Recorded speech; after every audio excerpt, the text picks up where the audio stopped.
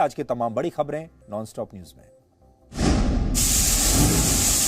भारी बारिश के बाद आई बाढ़ से उत्तराखंड के कई जिलों में स्थिति बिगड़ गई है। नैनीताल में भारी बारिश के बाद तेज बहाव में फंसे कई लोगों को सेना ने मानव श्रृंखला बनाकर बचाया।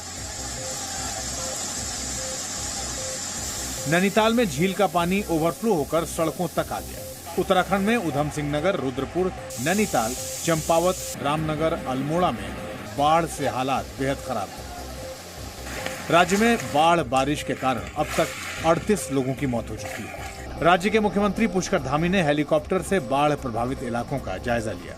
हम लोग सभी के लिए प्रयास कर रहे हैं कि यात्री लोग भी हमारे कुछ फंसे हुए हैं, कुछ हैं, उनको भी निकालने के लिए, सारे रास्ते खोलने के लिए, और हमारे किसान भाइयों का भी बड़ा नुकसान हुआ है उसका भी आकलन कर रहे हैं।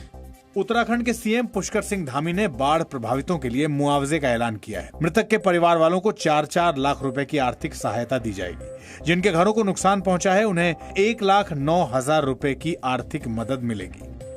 उत्तराखंड में सेना के जवानों और एयरफोर्स के हेलीकॉप्टर को रेस्क्यू ऑपरेशन में लगाया गया है। एनडीआरएफ की 10 टीमें भी राहत बचाव में जुटी हुई हैं। मौसम विभाग के मुताबिक अगले 24 घंटे उत्तराखंड पर भारी हैं।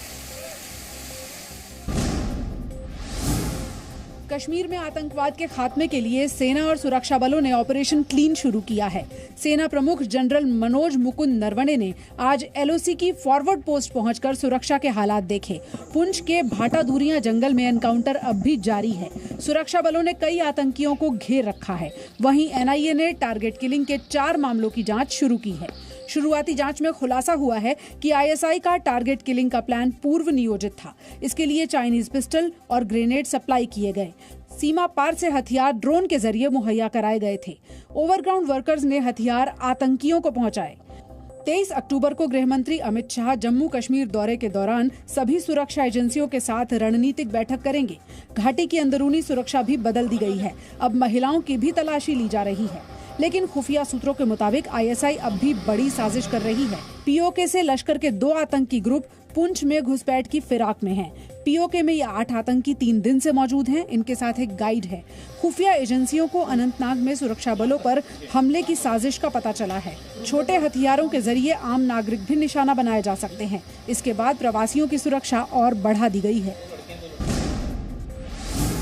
कश्मीर में ऑपरेशन क्लीन से बिफरे पाकिस्तान ने अंतर्राष्ट्रीय प्रोपेगेंडा शुरू कर दिया है। पाकिस्तानी विदेश मंत्री शाह महमूद कुरैशी ने टारगेट किलिंग को कश्मीर की लड़ाई बताते हुए कश्मीर में भारत का राज्य प्रायोजित आतंकवाद चल रहा है। इससे कश्मीरियों की आत्मनिर्णय की लड़ाई खत्म नहीं होगी। पाकिस्तान इंसाफ के लिए कश्मीरियों की मदद करता रहेगा। जी न्यूज से खास बातचीत में केंद्रीय मंत्री जनरल वीके सिंह ने कहा कि आतंकी हमलों में पाकिस्तान का हाथ स्पष्ट है।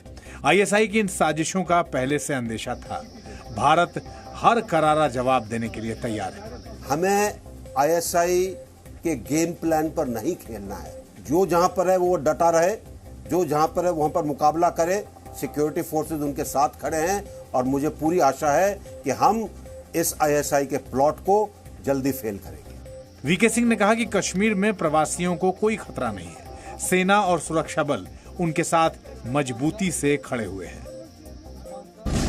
बंद करो। कश्मीर में बेकसूरों की हत्या के खिलाफ आज श्रीनगर में पहला विरोध प्रदर्शन हुआ। जेकेएनपीएफ ने कहा कि कश्मीरी नागरिक प्रवासियों के साथ खड़े नहीं होंगे तो दूसरे राज्य में कश्मीरियों को दिक्कत होगी। काश हमारी कौम पहले जब पहला कत्ल हुआ था उस वक्त प्रोटेस्ट करती तो शायद आज ये दिन नहीं देखने पड़ते। हत्याओं के खिलाफ अब तक सिर्फ जम्मू में ही प्रदर्शन हो रहे थे। कांग्रेस ने आरोप लगाया कि केंद्र ने 30 साल पुराने हालात पैदा कर दिए हैं। बड़ी शेखी बगैर कर 2 साल पहले उन्होंने जम्मू कश्मीर की सत्ता ली थी, पर आज कश्मीर दोबारा से 1980 और 90 के दशक में पहुंच गया है। एआईएमआईएम अध्यक्ष असदुद्दीन ओवैसी ने कश्मीर के मौजूदा हालात देखते हुए भी पाकिस्तान के साथ T20 खेलने पर सवाल उठाए।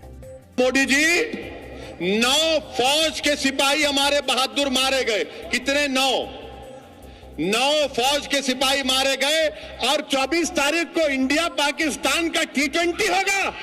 पाकिस्तान के साथ मैच खेलने पर दोबारा विचार करने की बात कल केंद्रीय मंत्री गिरिराज सिंह ने भी कही थी। बांग्लादेश में अल्पसंख्यक हिंदुओं के खिलाफ हिंसा को लेकर प्रधानमंत्री शेख हसीना ने गृह मंत्री को तुरंत कार्रवाई करने के निर्देश दिए हैं। मीडिया रिपोर्ट्स के मुताबिक शेख हसीना ने साप्ताहिक कैबिनेट की बैठक में गृह मंत्री असदुज्जमा खान से हिंसा में शामिल लोगों के खिलाफ तुरंत कार्रवाई करने को कहा है। साथ ही शेख हसीना ने लोगों को सलाह दी है कि वो फैक्ट चेक किए बगैर सोशल मीडिया पर चल रही किसी भी बात पर भरोसा न करें। साथ ही उन्होंने गृह मंत्रालय को सतर्क रहने और इस तरह की घटनाएं दोबारा होने से बचने के लिए कदम उठाने के निर्देश दिए हैं। बांग्लादेश पुलिस के मुताबिक हिंसा के मामले में अब तक 72 केस दर्ज किए गए हैं और कुल 475 लोगों को गिरफ्तार किया गया है। बांग्लादेश सरकार भी काम कर रहा है और बांग्लादेश सरकार के साथ अगर जरूरत होगा तो भारत सरकार बात करेगी।